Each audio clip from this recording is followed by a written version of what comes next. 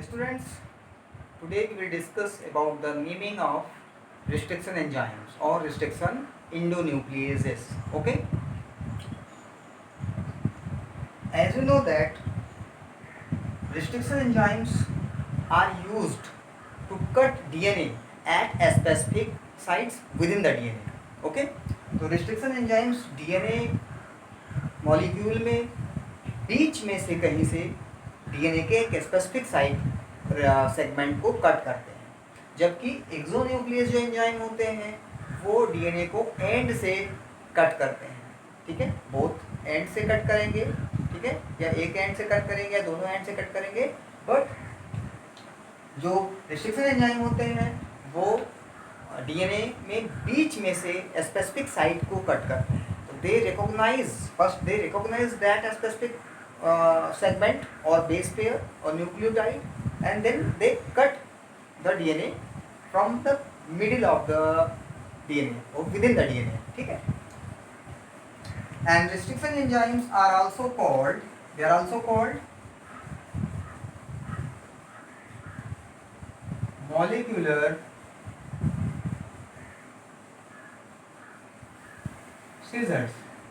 ठीक है, जैसे हम कैंची से जो है सीजर से कोई भी पार्ट को, चाहे वो कपड़ा है, किसी भी चीज़ को हम अगर हम कट करना चाहें, कपड़ा है, पेपर है, तो ऐसे नहीं कि कहीं से कट कर देते, जहाँ से हम चाहते हैं वहीं से हम कट करते हैं.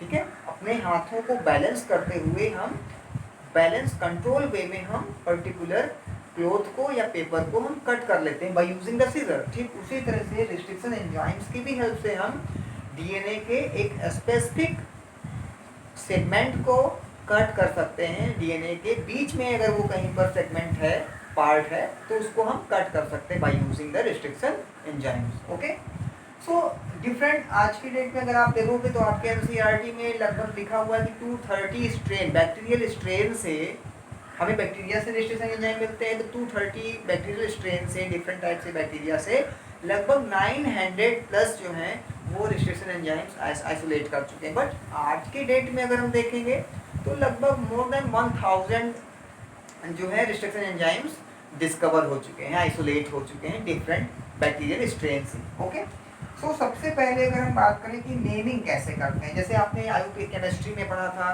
कि केमिकल मॉलिक्यूल की आईयूपीएसी जो है नेमिंग करता है. बायोलॉजी में अगर देखें तो ICZN और ICVN जो है वो एनिमल एंड प्लांट्स को रेस्पेक्टिवली नेमिंग करते हैं. ठीक है, उसी तरह से रिस्ट्रिक्शन एंजाइम्स की भी नेमिंग होती है. ठीक है, तो कैसे नेम करते हैं, जैसे एग्जांपल अगर हम लेकर के डिस्कस करेंगे तो ज़्यादा समझ में आएगा. देखिए, जैसे एग्जांपल हम लेते हैं, आपने पढ़ा था जैसे most common enzyme that is Eco R1. Okay, ये जैसे तो यहाँ पर अगर आप देखोगे, यहाँ पर अगर आप देखेंगे तो हेयर ये जो एंजाइम है this is the restriction enzyme Eco R1 for example. तो यहाँ पर ये जो लिया गया है it is the genus, the first letter derived from the genus and the last two letter derived from the species of the bacteria. Okay, तो ये बैक्टीरिया के जिस बैक्टीरिया से ये ऑब्टेन किया गया है उस बैक्टीरिया के नेम का पहला जीनस का पहला लेटर लिया गया और स्पीसीज का फर्स्ट 2 लेटर लिए गए. तो जैसे कि ये जो है कहाँ से ऑब्टेन किया गया है, ये ऑब्टेन किया गया है, एक बैक्टीरिया है कॉल्ड इस्चेरिचिया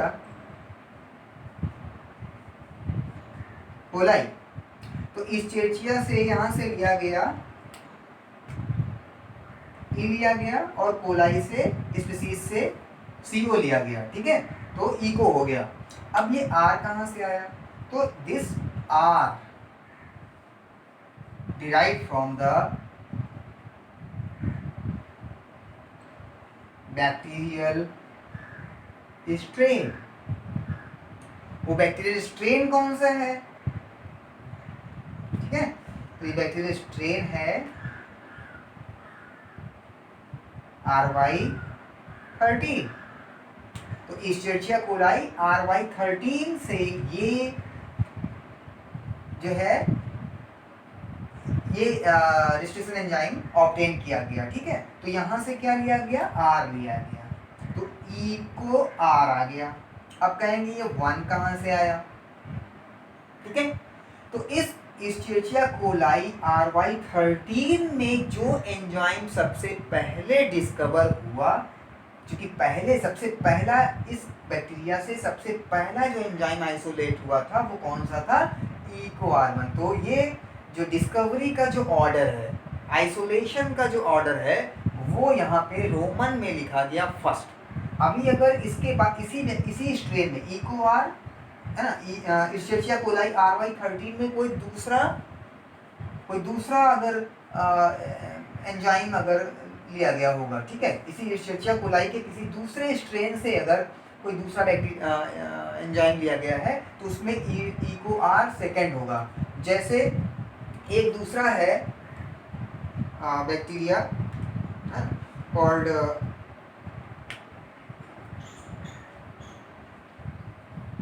जैसे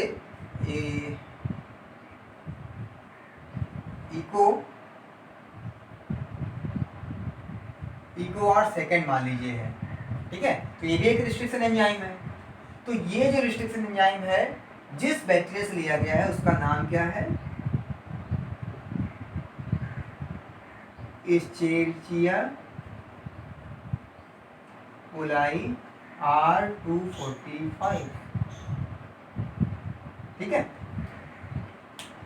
तो अब इस्चेरिचिया कोलाई वही है देखिए, बट केवल स्ट्रेन चेंज हो गया। ठीक है, तो सेकेंड ऑर्डर यानी इस्चेरिचिया कोलाई के सेकेंड स्ट्रेन से जो दूसरा एंजाइम ऑब्टेन किया गया उसका नाम क्या रखा गया?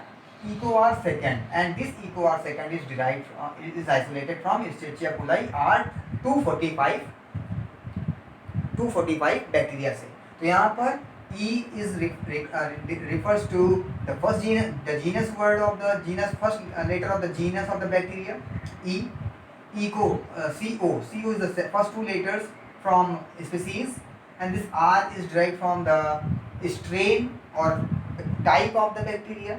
This is a type, a strain मतलब type और है ना, strain और type of the bacteria. Bacteria में बहुत से टाइप्स होते हैं, एक ही जीनस में बहुत सारे टाइप्स होते हैं।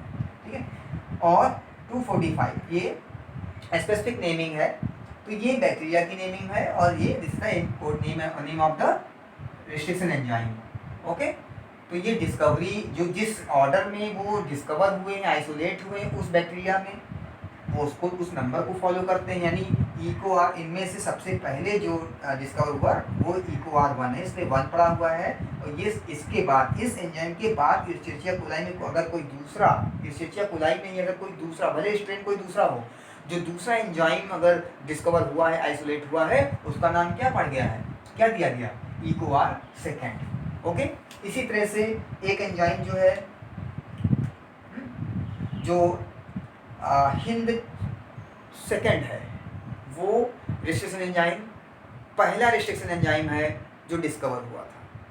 ठीक है, तो this is about all about the naming of restriction enzymes. Okay.